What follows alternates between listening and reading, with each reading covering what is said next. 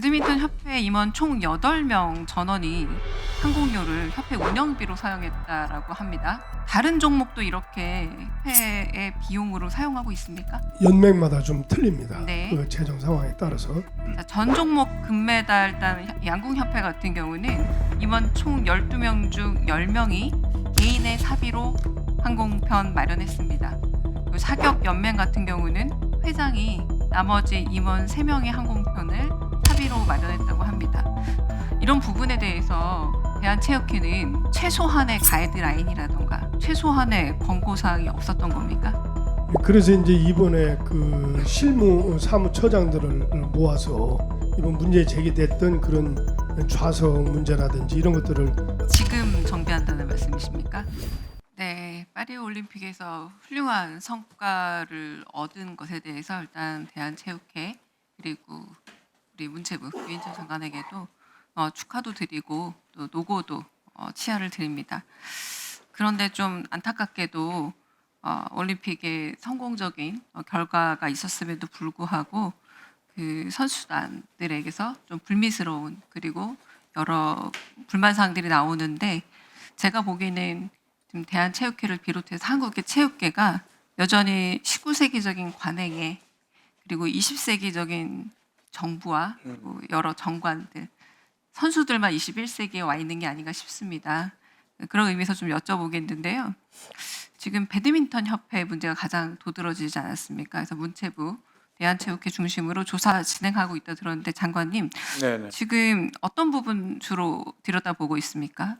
뭐 거기 지금 이번에 하여간 문제가 됐던 그 선수와 지도자와의 관계나 또는 그 대표 선수 선발 문제라든지 또는 그 협회 내의 그 예산 집행 문제 뭐 이런 걸 전체적으로 다 들여다보고 있습니다. 언제쯤 조사가 마무리될까요? 뭐 하여간 9월 예정은 9월 안에 끝내는 걸로 되어 9월 있습니다만, 안에? 예, 네. 가능하면 끝나는 대로 바로 거기에 대한 결과 발표를 하도록 할 생각입니다. 네, 그 결과에 대한 공유도 있을 거라고 생각을 하겠습니다. 그렇습니다. 네. 네, 배드민턴 협회 이번에 안세영 선수의 여러 그 말 과정에서 좀 드러났는데 대한체육협회 이기용 회장님에게 좀 여쭤볼게요. 그 배드민턴 협회 임원 총 8명 전원이 항공료를 협회 운영비로 사용했다라고 합니다. 네, 이거는 협회에서 준 자료입니다. 다른 종목도 이렇게 그 임원들의 항공료를 전원 이런 항공료를 협회의 비용으로 사용하고 있습니까? 그 연맹마다 좀 틀립니다. 네. 그 재정 상황에 따라서.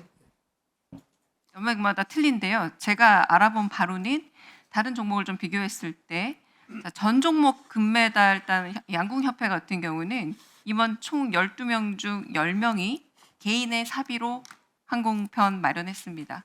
그리고 사격연맹 같은 경우는 회장이 나머지 임원 3명의 항공편을 사비로 마련했다고 합니다. 좀 형평성에 있어서 그리고 선수들에게 돌아가야 할 어떤 부분의 편의 과정이 해쳐졌다 볼 수 있는데 왜냐하면 선수들은 비행기 이코노미 좌석을 이용했다는 겁니다. 하지만 정작 임원들은 비즈니스 좌석을 사용했던 전의 경력도 있었죠.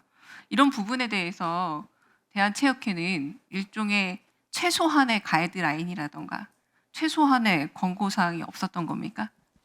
그래서 이제 이번에 그 실무 사무처장들을 모아서 이번 문제 제기됐던 그런 좌석 문제라든지 이런 것들을 동일하게 정비를 할 계획입니다. 지금 정비한다는 말씀이십니까?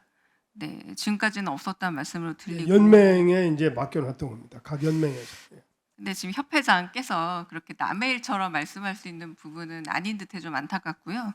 또 여쭤보고 싶은 거는 태권도 협회와 배드민턴 협회만 유독 기부금이 단 한 푼도 없습니다. 이런 상황은 어떻게 보면 될까요?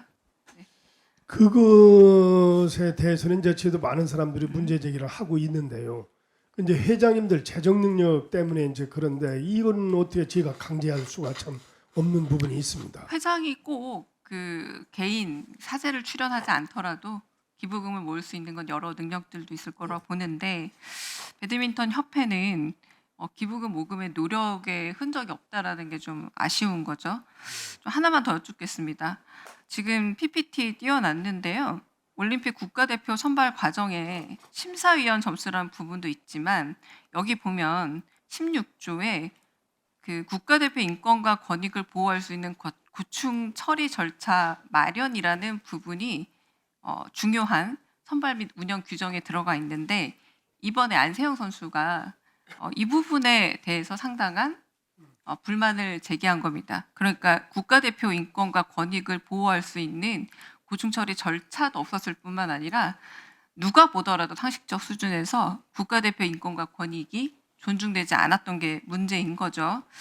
심지어 빨래 문화, 저희 방에서 한번 그 기사를 낸 적도 있었는데 여전히 이제는 없어졌다고 하지만 이게 남아 있었다고 합니다.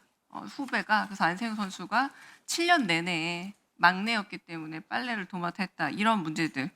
네, 그런 부분에 대한 개선은 자구식도 필요해 보입니다. 알겠습니다. 그 체육국장님 나와 계시죠? 네, 좀 여쭤보겠습니다. 자, 그래서 이 문제들에 대해서 벌써 기사화된 부분도 많기 때문에 얼마나 지금 조사가 진행 중입니까?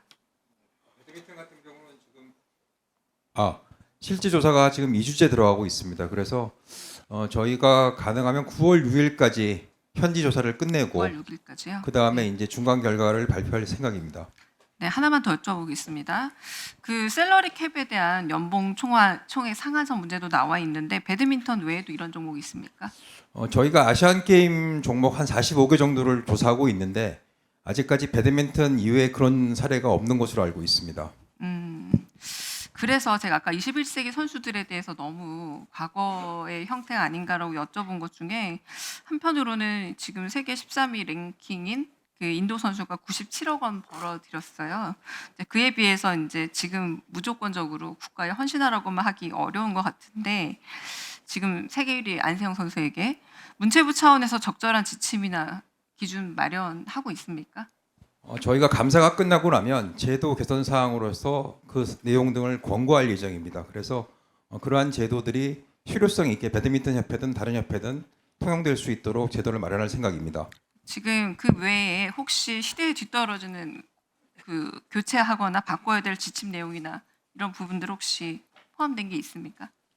지금 안세영 선수가 제기했던 뭐 스폰서 문제나 아니면 지금 의원님께서 말씀하셨던 것처럼 국가대표 선발할 때 정성 평가가 들어가는 문제 같은 경우도 있고 그밖에 저희가 다른 선수들에 대해서도 좀 심도 있게 면담을 통해서 좀 더 개선할 방안이 있는지 한번 찾아보겠습니다.